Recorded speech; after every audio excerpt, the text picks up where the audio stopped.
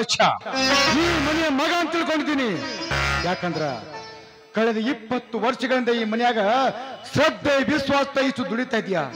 ಅದು ಅಲ್ದ ನನ್ನ ವಯಸ್ಸಿಗೆ ಸರಿಸಮನಾದವ ನೀನು ಅಂತದ್ರಾಗ ಇಂಥ ಕೇಳಿ ಕೆಲಸಕ್ಕೆ ಛೇ ನನ್ನ ಮನಸ್ಸು ಸರ್ವಥಾ ಒಪ್ಪೋದಿಲ್ಲ.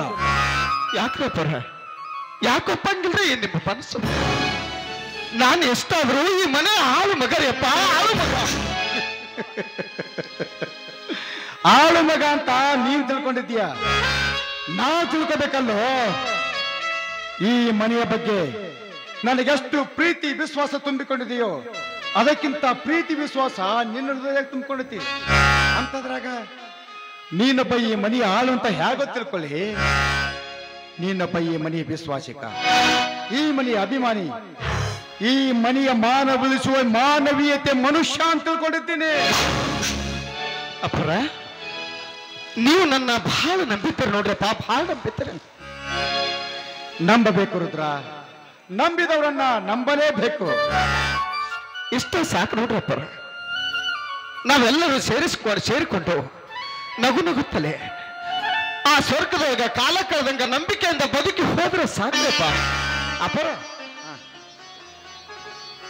ಅವರು ಬರಾಕತ್ತಾರ ನೋಡ್ರಿ. ಬಂದ್ರು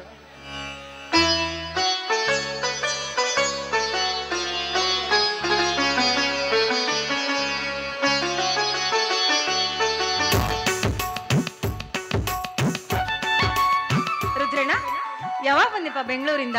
ಅವರ ನಿನ್ನೆ ರಾತ್ರಿನ ಬಂದೇನ್ರಿ. ಬರ್ಲಾಕ ತುಂಬಾ ತಡ ಆಗಿತ್ತು, ಅದಕ್ಕೆ ಮನೆ ಕಡೆ ಬರ್ಲಿಲ್ರಿ. ಅವರ ನಿಮ್ಮ ಮಗ ಮಹಾಂತೇಶ ತಡಿನ ಬೆಂಗಳೂರಿಗೆ ಕರ್ಕೊಂಡು ಹೋಗೋ ಹೊತ್ನಾಗ ಬಹಳ ಅಂದ್ರೆ ಬಹಳ ಹಠ ಮಾಡಿದ್ದನ್ರಿ. ಯಾಕಂದ್ರ ಇನ್ನೂ 6 ವರ್ಷದ ಮಗು ನೋಡ್ರಿ. ಮಹಾಂತೇಶಪ್ಪನ ಆ ನಿಮ್ಮ ತಂಗಿ ಮನೆ ಒಳಗ ಬಿಟ್ಟು ಬರ್ಬೇಕಾದ್ರ ನನ್ನ ಮನಸ್ಸು ಬಹಳ ನೊಂದುಕೊಂಡಿತ್ತು. ಮತ್ತೆ ನಿಮ್ಮ ತಂಗಿಯರ ನನಗೆ ಬುದ್ಧಿ ಹೇಳಿ ಕಳಿಸ್ಕೊಟ್ಟಾರೇವಾ. ಹೌದಪ್ಪ, ಅವನಿನ್ನೂ ಚಿಕ್ಕವನಿದವನಲ್ಲ. ಹೆತ್ತವರನ್ನ ಮರೆತಿರ್ಬೇಕಾದ್ರೆ ಅವನ ಬುದ್ಧಿ ಇನ್ನೂ ಬೆಳಿಬೇಕು. ಅದಕ್ಕೆ ಅವನು ದೊಡ್ಡ ವಿದ್ಯಾವಂತನಾಗ್ಬೇಕೆಂಬ ಆಸೆಯಿಂದ ತಾನೆ ನಾನು ಅವನನ್ನು ಬೆಂಗಳೂರಿಗೆ ಕಳಿಸಿದ್ದು. ಅವರ ನಮ್ಮ ಮಹಾಂತೇಶಪ್ಪ ಬೆಣರು ಖಂಡಿತವಾಗಿ ದೊಡ್ಡ ವಿದ್ಯಾವಂತ ಆಗ್ತಾರೆ. ಈ ನಮ್ಮ ದೊಡ್ಡ ಧಣಿ ಹಂಗ ನಮ್ಮ ಚಿಕ್ಕ ಧಣಿನು ಸುತ್ತ 40 ಹಳ್ಳಿ ಒಳಗ ಹೆಸರೇ ಗಳಿಸ್ತಾರೆ. ನಿಮಗೂ ಇತ್ತವನು ಒಬ್ಬನೇ ಉತ್ತಮಕ. ಹೆಣ್ಣಂದ್ರು ಅವನ, ಗಂಡಂದ್ರು ಅವನ. ಮುಂದೆ ಮನೆತನಕ್ಕೆ ಯಜಮಾನಾಗುವವರು ಅವರ. ನಿಜ ರುದ್ರಣ್ಣ ನಿನ್ನ ಮಾತು. ನನಗೇನೋ 10 ಮಕ್ಕಳಿಲ್ಲ, ಇದ್ದ ಒಬ್ಬ ಮಗನೇ ಮಹಾಂತೇಶ. ಅದು ಅಲ್ಲದೆ ಇನ್ನು ಮುಂದೆ ನನಗೆ ಮಕ್ಕಳು ಆಗೋದಿಲ್ಲ ಅಂತ ಬೇರೆ ಡಾಕ್ಟ್ರೇ ಹೇಳ್ಬಿಟ್ಟಿದ್ದಾರೆ. ಆದ್ರೆ ಇಂಥ ಮಗನನ್ನು ಪಡಿಬೇಕಾದ್ರೆ ಅದು ಎಷ್ಟು ದೇವರಿಗೆ ಹರಕೆ ಹೊತ್ತು ಪಡೆದಿದ್ದೀನೇನೋ ಆ ದೇವರಿಗೆ ಗೊತ್ತು. ಮಾಧವಿ, ಮಕ್ಕಳನ್ನ ಹೆರಕ ನೀನೊಬ್ಳೆ ಹರಕೆ ಹೊತ್ತಿಲ್ವೇ? ಅಂದ್ರೆ ದೇವರಿಗೆ ರುದ್ರನು ಹರಕೆ ಹೊತ್ಕೊಂಡಾನ. ರುದ್ರಣ್ಣ ನಿಜನಾ? ಹೌದು. ನಮ್ಮ ಹೊಟ್ಟೆಯಾಗಿದ್ದ ಒಂದು ಗಂಡು ಮಗು ಹುಟ್ಟಿದ್ರೆ ಸಾಕು, ಊರಾಗಿಲ್ಲವರು ಎಲ್ಲ ದೇವರಿಗೂ ತುಪ್ಪದ ಅಭಿಷೇಕ ಮಾಡಿಸಿ ಬೇಡ್ಕೊಂಡಾನೆ ಈ ಮಹಾ ಪುಣ್ಯಾತ್ಮ. ಅವನು ಸಣ್ಣವನಾಗಿ ಈ ಮನೆಯಾಗ ದುಡಿದರು. ಈ ಮನೆಯ ಮೇಲೆ ದೊಡ್ಡ ಅಭಿಮಾನವನ್ನೇ ಇಟ್ಟುಕೊಂಡಿದ್ದಾನೆ. ರುದ್ರಣ್ಣ, ವಯಸ್ಸಿನಲ್ಲಿ ನೀನು ಚಿಕ್ಕವನಾದ್ರೂ ಬುದ್ಧಿಯಲ್ಲಿ ನಮ್ಮನ್ನೆಲ್ಲ ಮೀರಿಸ್ಬಿಟ್ಟಿಯಪ್ಪ.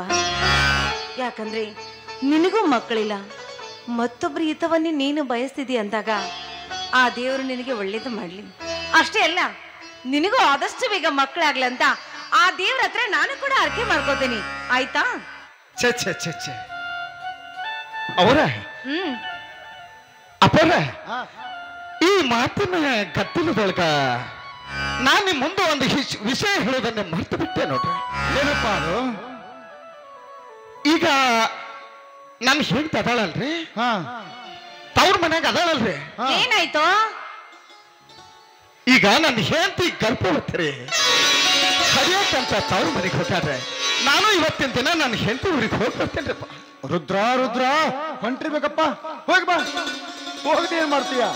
ಅಲ್ಲೋ, ಈ ವಿಷಯ ನಮ್ಗೆ ಯಾಕೆ ತಿಳಿಸಲ್ಲ ನೀನು? ಮುಂಚೆ ಈ ವಿಷಯ ತಿಳಿಸಿದ್ರ ನಾನು ನನ್ನ ಹೆಂಡತಿ ಒಟ್ಟಿಗೆ ಸೇರ್ಕೊಂಡು ನಿನ್ನ ಹೆಂಡತಿಗೆ ಸೀಮಂತ ಕಾರ್ಯ ಮಾಡ್ತಿದ್ದಿಲ್ಲ.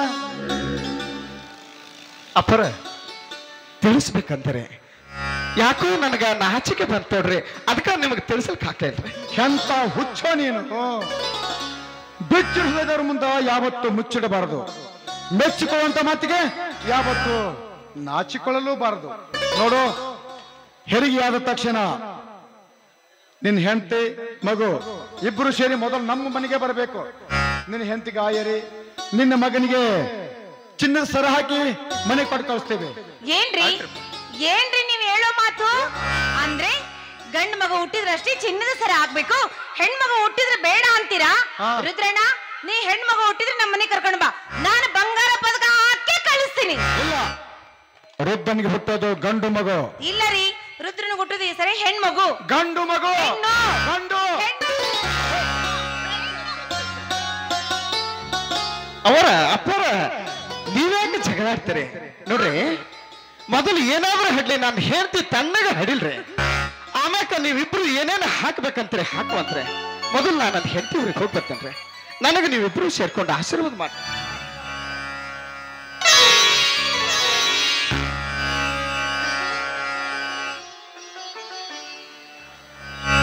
ನೋಡು, ದುಡ್ಡು ಏನಾದ್ರು ಬೇಕಾ ಇಸ್ಕೊಂಡು ಹೋಗು, ಹಾಗೆ ಹೋಗ್ಬೇಡ.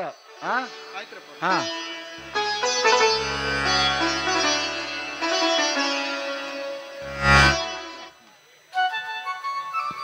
ಮಾದೇವಿ, ರುದ್ರ ಮುತ್ತಿನಂತ ಮನುಷ್ಯ ಅಲ್ವಾ? ಹೌದೌದು, ರುದ್ರ ಏನು ಮುತ್ತಿನಂತ ಮನುಷ್ಯ, ಆದ್ರೆ ನೀವು ಬಂಗಾರದ ಮನುಷ್ಯರು. ಮತ್ ನೀನು? ಅಯ್ಯೋ, ಅದು ನಿಮಗೆ ಗೊತ್ತಲ್ವೇ?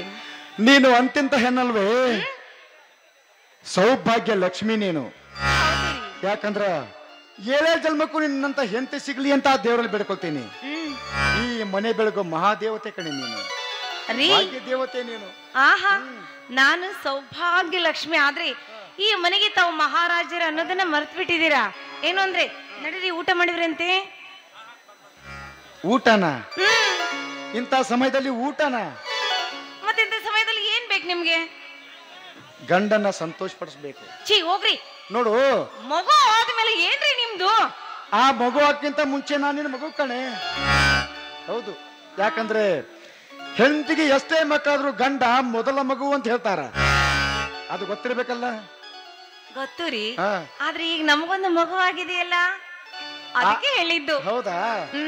ಆ ಮಗುನು ಸಂತೋಷ ಪಡ್ಲಿ, ಈ ಮಗುನು ಸಂತೋಷ ಪಡ್ಲಿ ಅಂತ ಹೇಳ್ತಾ ಮಾತಾಡಕ್ ನಿಂತ್ರೆ ನನ್ನ ಮಾತಾಡ್ಸಿ ಇಲ್ಲ, ಬನ್ನಿ ಹೋಗೋಣ.